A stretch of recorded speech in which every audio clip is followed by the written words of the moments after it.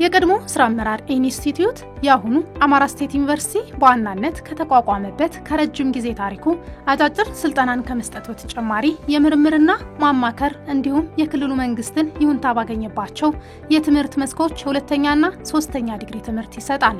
ራሱን በየጊዜው ያደራጀ አቅሙን ያሳደገ በአማራ ክልል የሚስተዋለውን ያመለካከት የክህሎትና የመልካም አስተዳደር ክፍተቶችን ለመሙላት እየሰራ ነው የሚገኘው። የረጅም ጊዜ ስልጠና እንዲሰጥ በአዋጅ ስልጣንና ኃላፊነት ከተሰጠው ጀምሮ ለተወሰኑ ዓመታት ከባህር ዳር ዩኒቨርሲቲ ጋር በጋራ ትብብር ትምህርት ይሰጥ ነበር።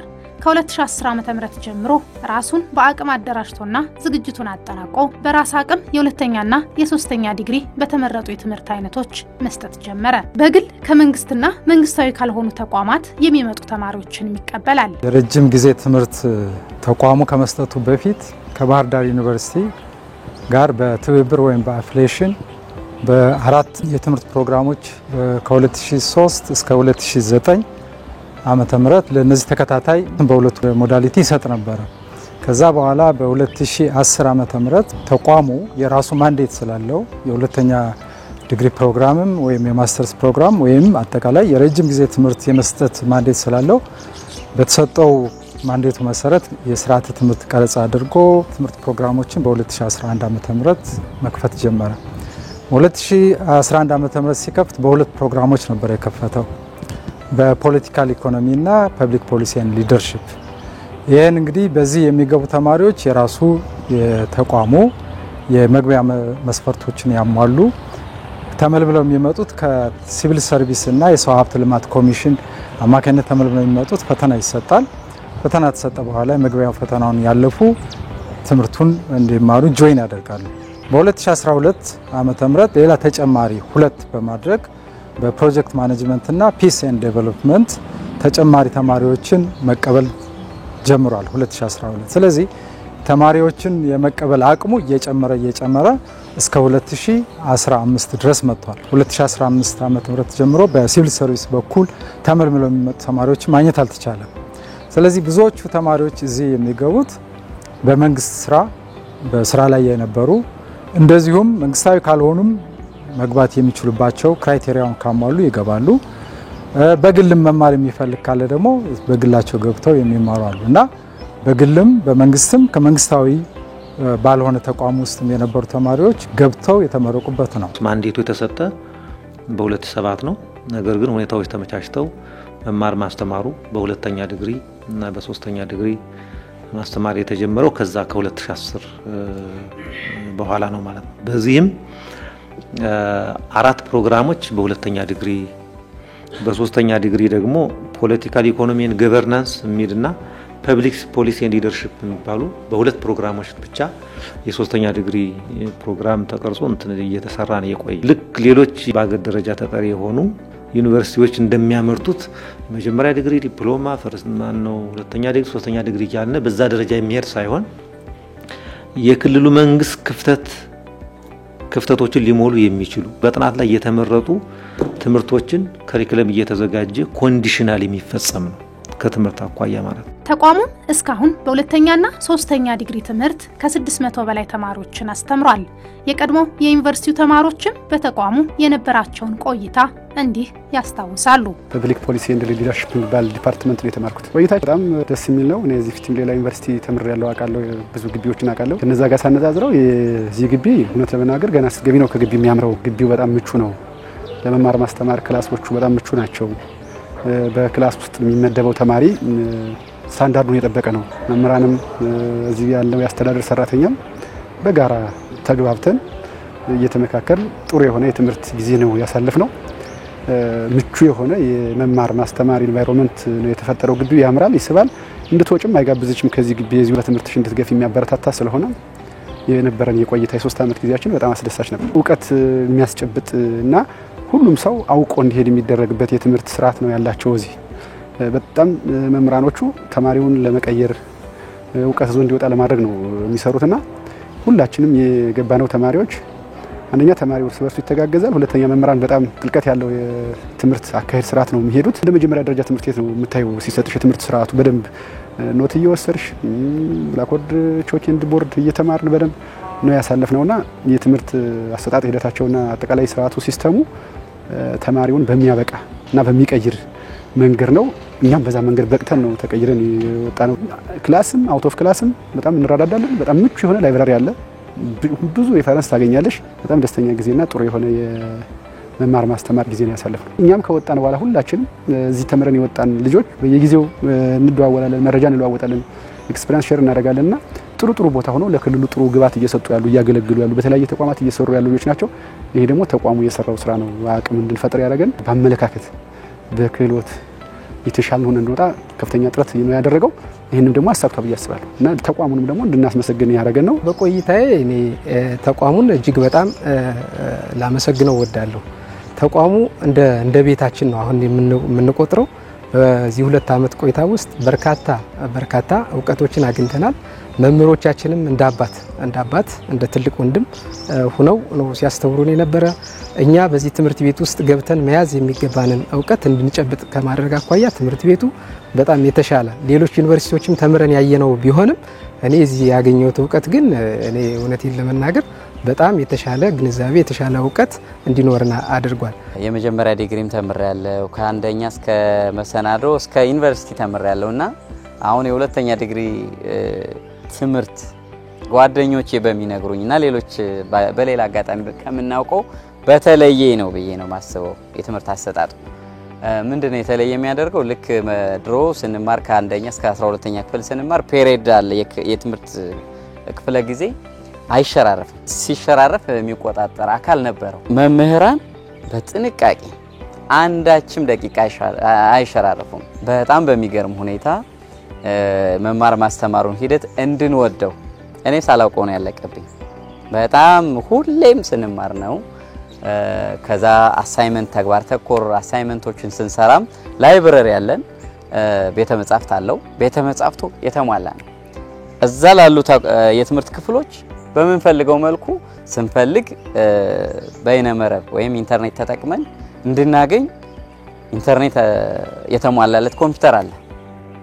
ከዛ ባሻገር ደግሞ ያዝነውን ኮፒ ይዘን ደግሞ እንድናነብም መቀመጫዎቹ ማንበብ እንድንችል በስነ ስርዓት ለየብቻ አይናችን ሳይረበ ሌላ ቦታ ያያይ እንዳይረበሽ የራሳችንን ወረቀት ብቻ እንድናነብና ተገቢ ዕውቀት እንድናገኝ የሚያስችል ነው እና በጣም ከቤተ መጻሕፍቱ ከመማሪያ ክፍሎቹ ከትምህርት አስተዳደሩ ጀምሮ ሳይ በጣም ብዙ ተሞክሮም ጭምር ነው። እኔ ዕውቀት ካገኘውበት በላይ ለሌሎች ተቋማት ተሞክሮ ቢሆን ብዬ ነው ማስበው። ተማሪው ሌላ አቴንሽን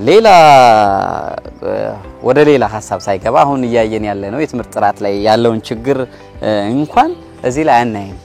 ክፍተት የለም። ምንም በማብቃት ደረጃ መምህራን ብቁ ናቸው። በጣም የሚጨነቁ ናቸው። ሁለተኛ ዲግሪ ምንም ማራ አይመስለኝም። ሃይ ስኩል ላይ ምናምን እንዳለን ተማሪዎች ነው ሚንከባከቡን መምህራን በደንብ ገብቶ እንድንማር ነው የሚፈልጉት። ተግባራዊ ትምህርት ነው። ስራ ላይ ወጥተን በተግባር ማህበረሰቡን የምናገለግልበት ነው።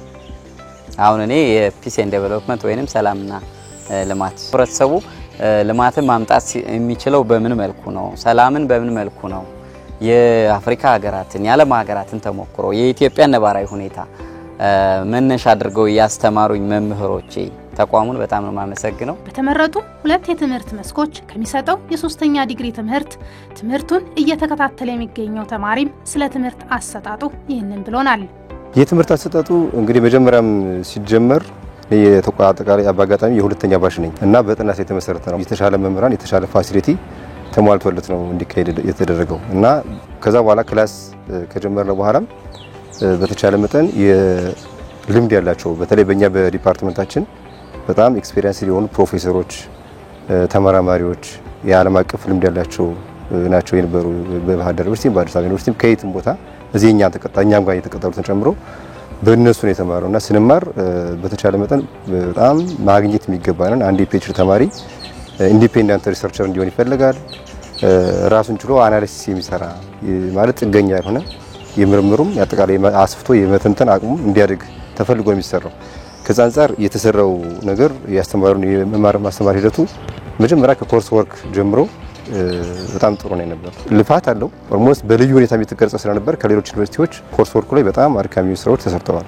ግን እነሱ እኛ አስፍተን እንድናይ እንድንመራመር እና እንደ ሀገር የተሻለ ነገር እንድናበረክት የራሱን አስተዋጽኦ ነበረው። ስለዚህ በእኔ ግምገማ አጠቃላይ መማር ማስተማሩ አላጠናቀቅኩም፣ ግን ጥሩ ሂደት ነበረው። ተቋሙ ትልቅ ተግባር ስልጣንና ኃላፊነት ነውና ያለበት ቢስተካከል ያሉትንም ሐሳብ ያነሳሉ። ለትምህርት የሚያስፈልጉ መሰረታዊ ግብዓቶች አሉ። በተለይ ፒኤችዲ ራሱን የቻለ ክላስ ያስፈልጋል። የሴሚናር ሩሞች ያስፈልጋሉ። የኮንፈረንስ ሩሞች በጣም ያስፈልጋሉ። እንደዚህ ሌሎች የኢንተርኔት አክሰስ እነሱም ያስፈልጋሉ። እነሱንስ ተሟልተውናል። ኦልሬዲ ዶርሚታሪም ነበር ለፒኤችዲ ተማሪ ለአንድ ሰው ለሁለት ሰው ይሰጥ ነበር። ብዙ ከኮርስ ወርክ በኋላ ሰው ብዙ አይጠቀምበትም። አክሰስ አለው። አሁን አንዱ አካዳሚክ ፒኤችዲ ለሚያስፈልገው ተቋሙ ሰብስክራይብ አድርጓል ወይ ማለት ሌላ ዓለም አቀፍ ታዋቂ የህትመት የምርምር ተቋማት ላይ ፖርታሎች ላይ ሰብስክራይብ አድርጓል። ሪሰርች ፎር ላይፍ የሚል አንድ ዓለም አቀፍ ግዙፍ የሆነ የምርምር ጽሁፎች ኢንዴክስ ሊሆኑ ስኮፐስ ኢንዴክስ ሊሆኑ ጽሁፎች አሉ። ሪፒቴብል ጆርናል የሚቀመጡበት ከነሱ ወስደን እንድንመራመር ማለት ነው። እና ተቋም ኮስት አድርጎ ያን ከፍቶልናል።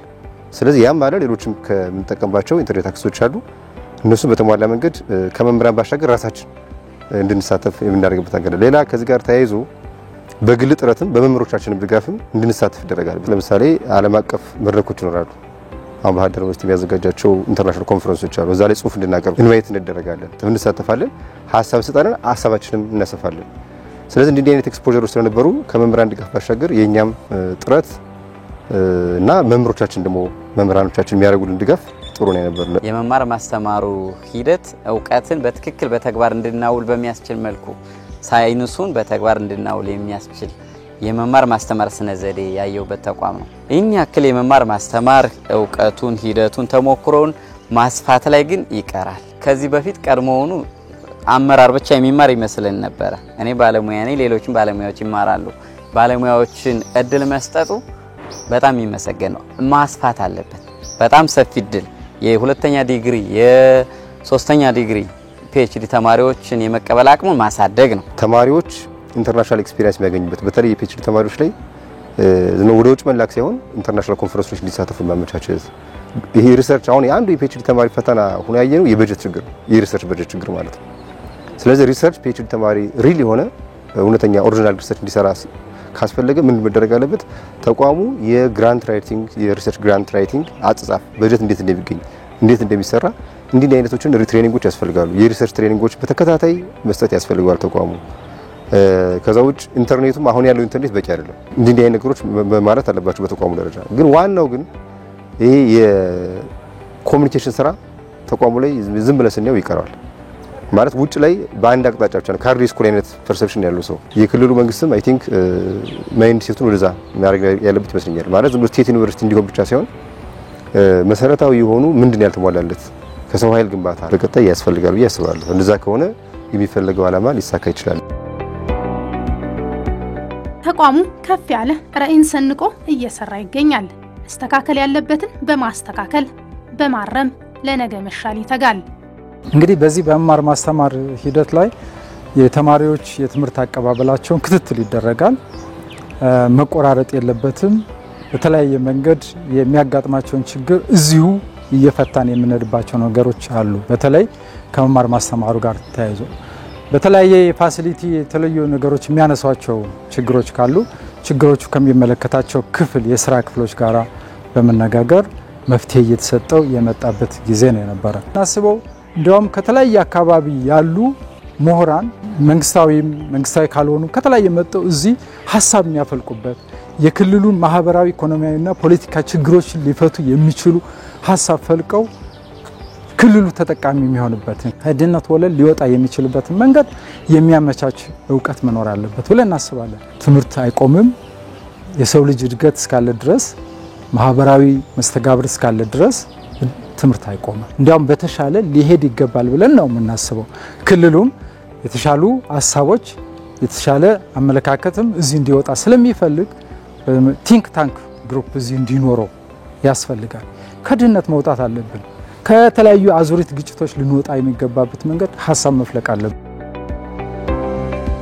አሁን ካለንበት ደረጃ ወደ ተሻለ ደረጃ ላይ ለመድረስ የውስጥ ፋሲሊቲ፣ የሰው ኃይል ግንባታ፣ ሌሎችም የሚያስፈልጉ ቁሳቁሶች ተጨማሪ የሚጠይቁ ግብዓት ይኖራል። ሀብት ይጠይቃል።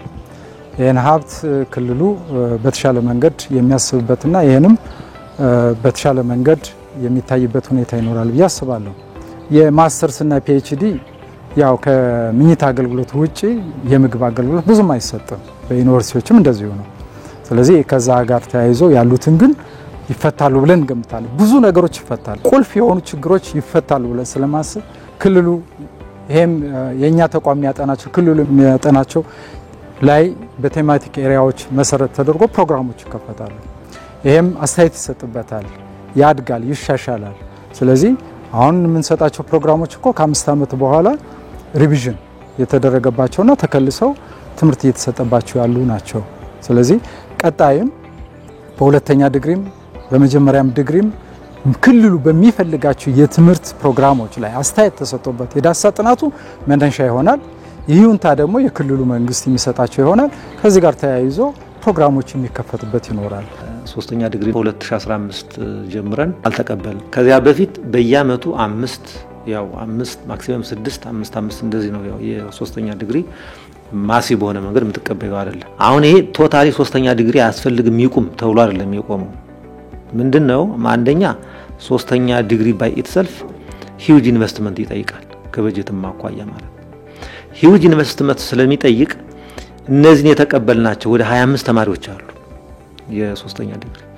እነዚህን እያስተማርነ ትንሽ ያዝና አድርገውና በኋላ ደግሞ ታይቶ አስፈላጊነቱ ታይቶ እነዚህ አሁን በእነዚህ በፖለቲካል ኢኮኖሚ ኤንድ ገቨርናንስ ኤንድ ፐብሊክ ፖሊሲ እና ሊደርሺፕ በሚሉት ነው የሚቀጥለው ወይንስ ሌሎች ያስፈልጋሉ የሚለው ታይቶ ሊቀጥል ይችላል። ከተቋሙ እንትን በላይ ያሉ በቁጥር ደረጃ ከወሰድን ነው ማለት። ሁለተኛ ዲግሪ ፕሮግራሞችን በተመለከተ ባለፈው ነው ክረምት ያልተቀበልነ ያው በእንትኑን ያው ታሳቢ ማድረግ ይጠይቃል የቆየንበትን ነባራዊ ሁኔታ በሱ መንገድ የሚታይ ነው። እንደተባለው መማር ማስተማሩ ላይ ተማሪዎቻችንም በሳይዝ በክላስ ሳይዝ ሲታይ ትንሽ ናቸው። መምህራንም የተመረጡ ናቸው። ከዚህ የሚሰጠው ትምህርት በጣም ጥሩ ነው፣ ማኔጀብል ስለሆነ በጣም ጥሩ ትምህርት ነው የሚሰጡት። ከዚህ አኳያም ቢሆን አሁን ቀጣይ በደንብ መታየት ያለባቸው ነገሮች እንዳሉ ከክልሉ መንግስት ጋርም እየተነጋገርን ያለ ነው። ኢቭን ከሲቪል ሰርቪስ ኮሚሽን ጋርም ሲቪል ሰርቪስ አሁን ሰራተኛውን ይመለምላል፣ አመራሩንም ከአመራሩ ጋር ተነጋግሮ ይመረምራል። ከነሱ ጋራ በጋራ የምንሰራው ነው ያለው። ከዚህ በፊት ስንሰራ የነበረው ባለሙያውን ሲቪል ሰርቪስ ኮሚሽን ይመለምላል፣ አመራር ደግሞ በአመራር ደረጃ ተመርምሮ ይመጣል።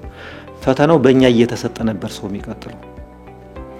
አሁን ላይ መማር ማስተማሩ ፈተና ሴንትራላይዝ ተደርጓል። አሁን ቀጣይ ማለት ጋት የሚባል ፕሮግራም አለ በአገር ደረጃ፣ ግራጁዌት አድሚሽን ቴስት የሚባል።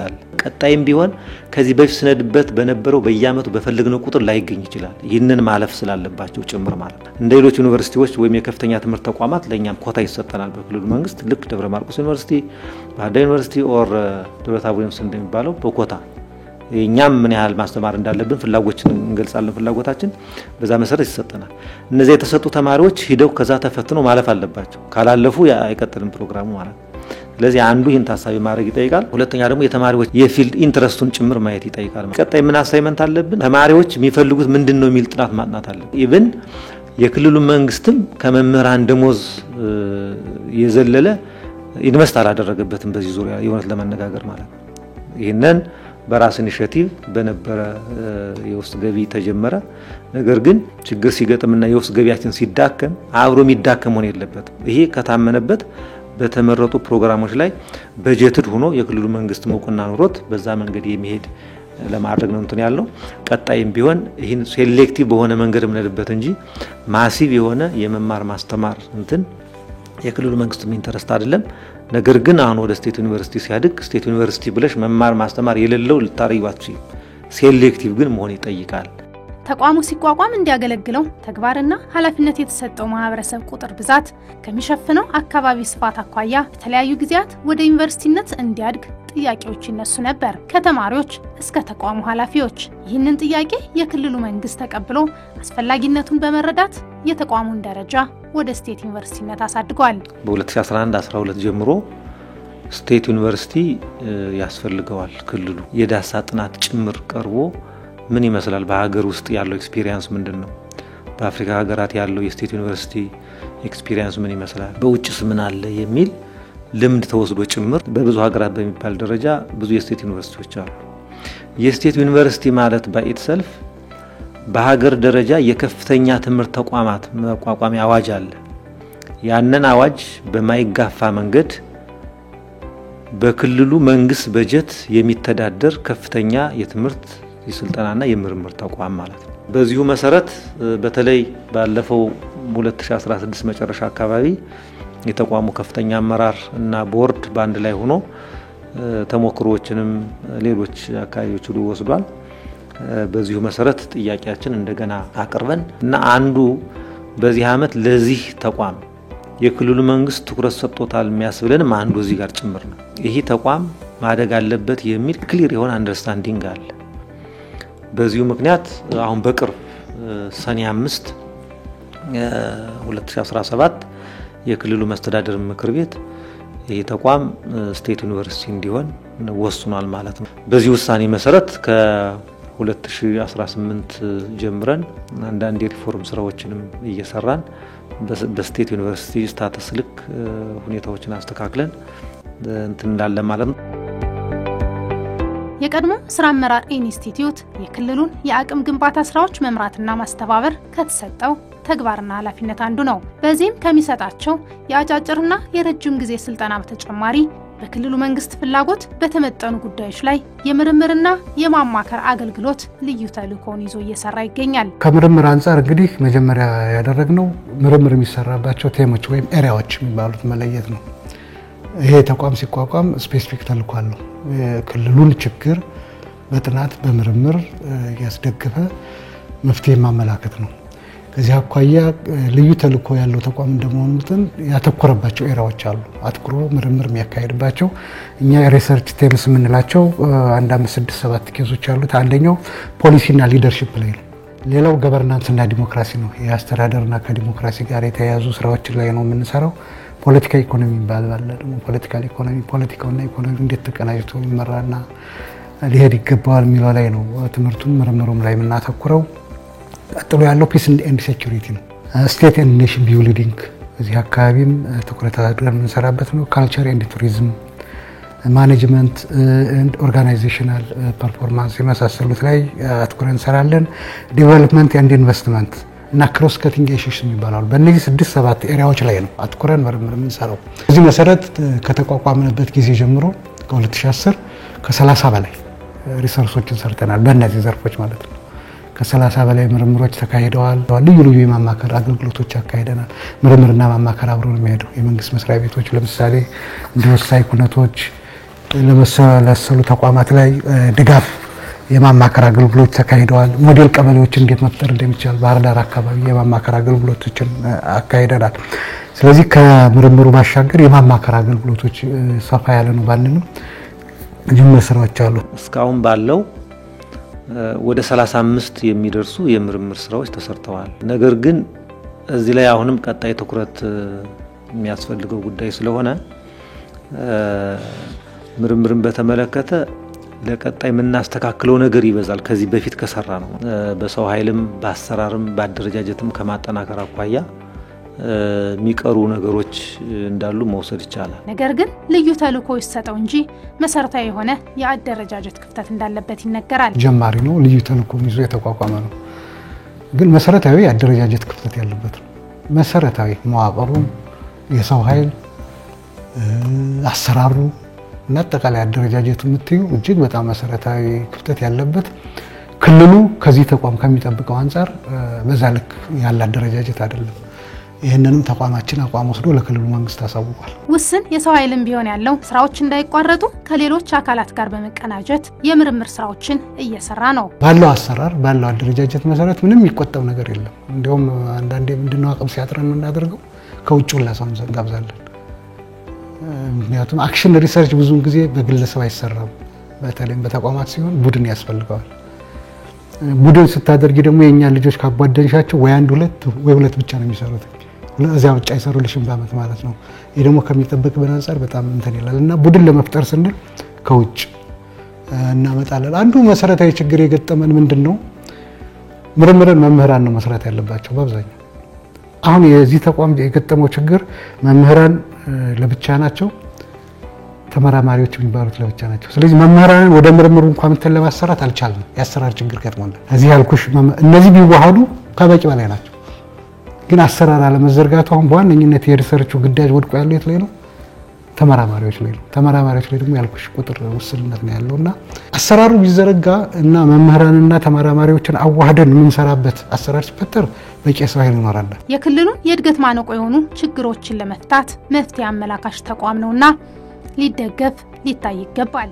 ያለው የሰው ኃይል ለዚህ ይገርብሻል በጣም ኤክስፒሪየንስ ነው። ገና ከጅምሩ ጀምሮ የማሰልጠኛ ተቋም ሆኖ ያደገ እና አሁንም እየቀጠለ ስላለ በጣም ልምድ ያላቸው የተማሩ ልጆች ነው ያሉትና ተቋሙን መንግስት ሊጠቀምበት ይገባል። ትልቅ ነገር ነው ክልሉ የሚጠብቀው። ያ ሆኖ እንዲገኝ ግን የክልሉ መንግስት ትኩረት ሰጥቶ ኃላፊነቱና ተግባሩን በሚገባ እንዲወጣ የሚያስችለው ትጥቅ ማስታጠቅ አለበት። ወደሚቀጥለው ደረጃ ማደግ አለበት ስንል ስልጠና በምርምር መታገዝ አለበት። ትምህርት ስንሰጥ በምርምር መታገዝ አለበት። ስለዚህ እነዚህ የምንሰጣቸው ዋና ቁልፍ ተልእኮች የተባሉት በምርምር ካልታገዙ ተወዳዳሪ ሊሆን አይችልም፣ ሳይንቲፊክ ሊሆን አይችልም። በዚህ ደረጃ በቂ አይደለም፣ ምንም ጥያቄ የለውም። ያሁን በቂ ነው ምናምን በሚል ብቻ ሳይሆን ትኩረት ተነፍጎት የቆየ ሂራፍተር ግን በአግባቡ የክልሉን በሚያግዝ መንገድ መደራጀት ያለበት የሰው ኃይል መሟላት ያለበት ቅድም ካልሁሽ 3 የምርምር ፒላሮች አኳያ ችግር ፈቺ ምርምር እንደዛ ነው የሚለው ራሱ እንትናችንና ችግር ፈቺ ምርምር በመስራት በኩል ክፍተት ያለበት ስለሆነ አሰራሩንም አደረጃጀቱንም የሰው ኃይሉንም እንደገና ማስተካከል የሚጠይቀን ነው እንጂ በቂ ነው በቂ አይደለም በሚል ብቻ የሚታይ ስላልሆነ ኢንሾርት በቂ አይደለም የበለጠ አድቫንስ ማድረግ አለብን። በክልሉ የሚገኙ ተቋማት የተቋሙን ግልጽ ስልጣን ተግባርና ኃላፊነት ተረድቶ ከመጠቀም አንጻር ክፍተት እንዳለ በአጫጭር ስልጠናዎች ይነሳ የነበረው በምርምርና ማማከር አገልግሎትም እንዲሁ ይነሳል። መንግስት መስሪያ ቤቶች ግን ይሄን ተቋም ለመጠቀም በኩል መሰረታዊ ክፍተት ነው ያለባቸው። ለምሳሌ እያንዳንዱ ተቋም ምርምር የሚያሰራ ከሆነ ቀድሞ ማየት ያለበት ይሄን ተቋም ነው። ለሱ ነው የተቋቋመው። እያንዳንዱ ሴክተር ችግር አለበት እናውቃለን። እያንዳንዱ የመንግስት መስሪያ ቤት ብቻ ሳይሆን ፐብሊክ ሴክተር ያልሆነው ችግር አለበት። ይሄን ችግር ማስጠናት ያለበት በዚህ ተቋም ነው። እያንዳንዱ የመንግስት ሴክተር ሰራተኛውን አቅም የመገንባት ፕሮግራም አለው። አቅም ግንባታ ሲያስብ ተልቦ ማሰብ ያለበት ይሄን ተቋም ነው። ስለሆነም የክልሉ መንግስት ድጋፍ አንዱ ጉዳይ ሆኖ የመንግስት መስሪያ ቤቶች በሙሉ ይህን ተቋም ሊጠቀሙበት ይገባል። የተቋቋመው የነሱን ጉዳይ ጥናትና ምርምር ሲያስፈልጋቸው ለመመራመርና መፍትሄዎችን ለማመላከት ነው። የአቅም ግንባታ ጉዳይ ሲያስፈልጋቸው የሰራተኞቻቸውንና የአመራራቸውን አቅም ለመገንባት ነው። እስካሁን ባለው ሁኔታ ግን በዚህ ልክ እየተሄደ አይደለም። መጀመሪያ አካባቢ ጥሩ ነበር። አሁን ከቅርብ ጊዜ ወዲህ ፕሬዝዳንቱ ጋር በነበረን ግንኙነት ለማስተካከል የተደረገ ጅምር አለ። ኢቭን ደብዳቤ ጽፈዋል ፕሬዝዳንቱ። እያንዳንዱ የመንግስት ተቋም አስፈላጊ በሆኑ ጉዳዮች ላይ ይህን ተቋም እንዲጠቀም ጥሩ ጅምር አለ። ግን ወጣ ገባ ነው። ተጨባጭ የሆነ የተቋም ችግር ተጨባጭ የሆነ የክልል ችግር ከመፍታት አኳያ ነው ይሄ ተቋም ስራው መስራት ያለበት። በዚህ መለካ ሲታይ የተሰሩ እነዚህ 35 ወረቀቶች አክቹአሊ የከተማውን ነዋሪ የአርሶ አደሩን ችግር በመፍታት በኩል ክፍተቶች አሉባቸው። የወረቀቶች ይሰራሉ። ኢቭን የተሰሩ ወረቀቶች ባለቤት ማግኘት አለባቸው። ለምሳሌ በስራ አጥ ዙሪያ የተሰሩ ወረቀቶች አሉ። እነዚህ ወረቀቶች ስራና ስልጠና ቢሮ ተረክቦ ይህንን የችግር የሚፈታበት መሆን አለበት። ስለ ቱሪዝም የተሰራለ ቱሪዝም ይህንን ተጠቅሞ ያንን ወደ ስራ መቀየር መቻል አለበት። ነገር ግን እነዚህ ወረቀቶች እየተሰሩ ከሽልፍ የዘለለ አይደለም ብሎ ማስቀመጥ ይቻላል። አሁን ከዚህ አኳያ ባይናው በዚህ አመት የጀመርናቸው አሉ። ከተቋማት ጋር እየተነጋገርን ምን ሰራቸው ወረቀቶች እዚህ በኋላ ከተቋማት ጋር ተቀናጅተን አብረን እየሰራን ለተቋማቱ እያስረከብነ እየተደረሰ እየተባለ ችግር የሚፈታ ነው መሆን መቻል ያለበት። በዚህ ደረጃ አሁን በዚህ አመት ከህብረት ስራ ማህበራት ማስፋፊያ ኤጀንሲ ጋር የጀመርነው አለ። ከስነ ምግባርና ጸረ ሙስና ኮሚሽን ጋር የጀመርነው አለ። ከዚህም በኋላ ጥናቶቻችን በዚህ የሚታገዙ መሆን አለበት ብለን በዛ እየሰራን ነው። እስካሁን ባለው ግን ፍራንክሊ ለመነጋገር ፋንዳሜንታል የሆነ ለውጥ ያመጣ የግለሰቦችን ወይም ደግሞ የተቋማትን ችግር የፈታ የምርምር ስራዎች ከዚህ በፊት ሰርተናል ለማለት ያስቸግራል። ኢቭን የጀመረው ትኩረት ከመስጠት ጋር የሚያያዝም ስለነበረ ከዚህ በኋላ ግን ይህንን ሊፈታ የሚችል በዚህ አመት እንደጀመር ነው አጠናክረን በሰው ኃይልም አሁን በሰው ኃይል ቤዚካሊ ለውጦች አሉ፣ ተመድበዋል፣ ሙያተኞች አሉ። ኢቭን አመራር የተመደበለት ባለፈው አመት ዘርፉ አለ ግን አመራርም አልነበሩ። በዛም ምክንያት የተወሰኑ የሚታዩ ለውጦች አሉ። ለቀጣይ ከስቴት ዩኒቨርሲቲ ጋር ማያይዘን ከፍተኛ ትኩረት ሰጠን የምንሰራው እንደሆነ ታሳቢ ማድረግ ያስፈልጋል።